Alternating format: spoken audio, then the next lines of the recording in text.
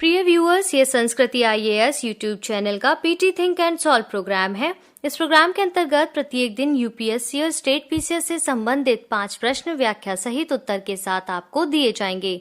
हमें आशा है कि ये प्रोग्राम आपकी तैयारी में मददगार साबित होगा। तो चलिए देखते हैं आज के अपने प्रश्नों को।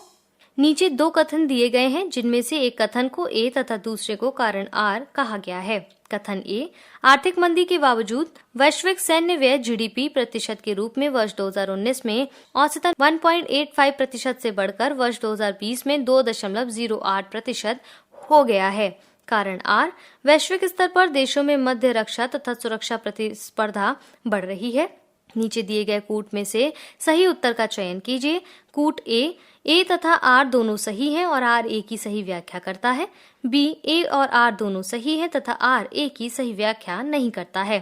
सी, ए सही है किंतु आर गलत है। डी, ए गलत है किंतु आर सही है।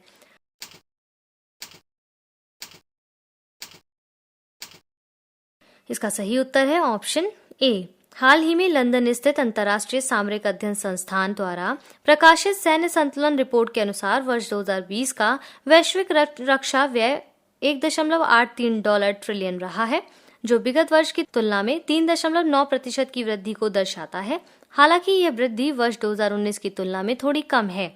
रिपोर्ट के अनुसार जीडीपी प्रतिशत के रूप में वैश्विक सैन्य व्यय वर्ष 2019 में औसतन 1.85% से बढ़कर वर्ष 2020 में 2.08% हो गया है। साथ ही आर्थिक मंदी के बावजूद सैन्य व्यय विगत वर्ष के लगभग समान स्तर पर बना हुआ है। यह स्थिति देश के मध्य बढ़ती रक्षा तथा सुरक्षा प्रतिस्पर्धा को दर्शाती है। साथ ही निकट भविष्य में इस प्रवृत्ति में बदलाव की आशा नहीं है, क्योंकि हिंद प्रशांत क्षेत्र में सुरक्षा परिदृश्य के अभी सामान्य होने की संभावना कम ही है।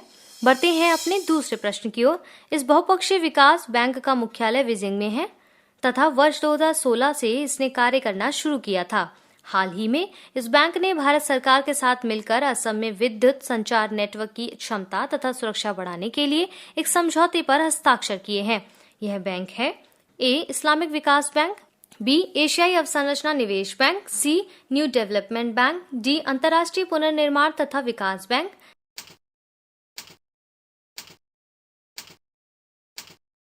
इसका सही उत्तर है ऑप्शन बी। हाल ही में केंद्र सरकार और एशियाई संरचना निवेश बैंक ने साथ मिलकर असम में विद्युत संचार नेटवर्क की क्षमता तथा सुरक्षा बढ़ाने के लिए एक समझौते पर हस्ताक्षर किए हैं।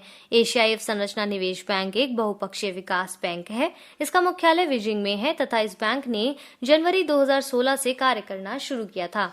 बढ़ते हैं अपने तीसरे प्रश्न की ओर। निम्नलिखित कथनों पर विचार कीजिए। पहला, तटस्थता स्विट्जरलैंड की विदेश नीति का एक प्रमुख सिद्धांत है, जिसके अनुसार स्विट्जरलैंड अन्य देशों के साथ किसी भी प्रकार के सशस्त्र या राजनीतिक संघर्ष में शामिल नहीं होता है।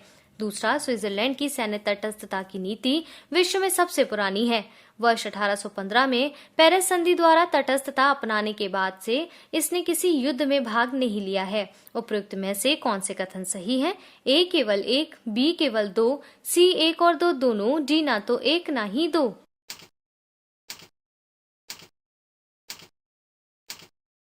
सही उत्तर है ऑप्शन सी। तटस्थता स्विट्जरलैंड की विदेश नीति का एक प्रमुख सिद्धांत है, जिसके अनुसार स्विट्जरलैंड अन्य देशों के साथ किसी प्रकार के सशस्त्र या राजनीतिक संघर्ष में शामिल नहीं होता है।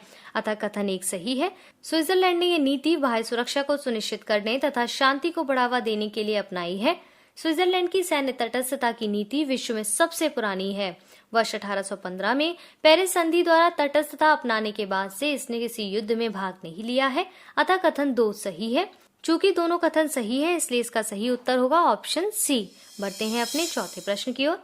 हाल ही में चर्चित रहा शैडो पैड है ए, चीन का हैकर समूह, बी, एक malware, C, graphics designing software, D, mobile application.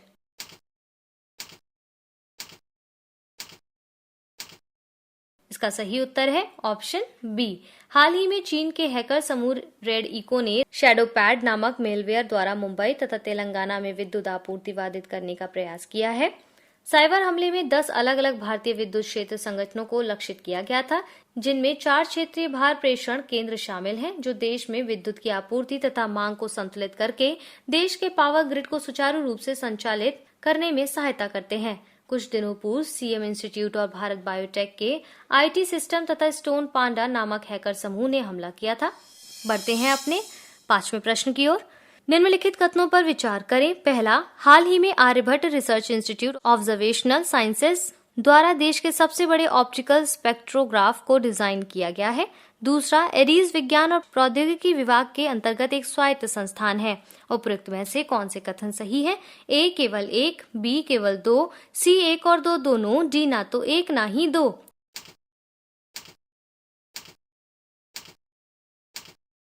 सही उत्तर है ऑप्शन सी। हाल ही में भारतीय वैज्ञानिकों ने एक कम लागत वाली ऑप्टिकल स्पेक्ट्रोग्राफ को डिजाइन और विकसित किया है। इस स्पेक्ट्रोग्राफ को Aries Devasthal fat object spectrograph and camera नाम दिया गया है।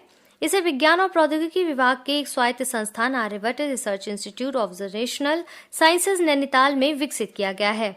यह स्पेक्ट्रोस्कोप देश में मौजूद खगोलीय स्पेक्ट्रोग्राफ में सबसे बड़ा है। इसको देश और एशिया में सबसे बड़े देवस्थल ऑप्टिकल टेलीस्कोप पर नैनीताल के पास स्थापित किया गया है। चूंकि कथन 1 और 2 दोनों सही है, इसलिए इसका सही उत्तर है ऑप्शन सी।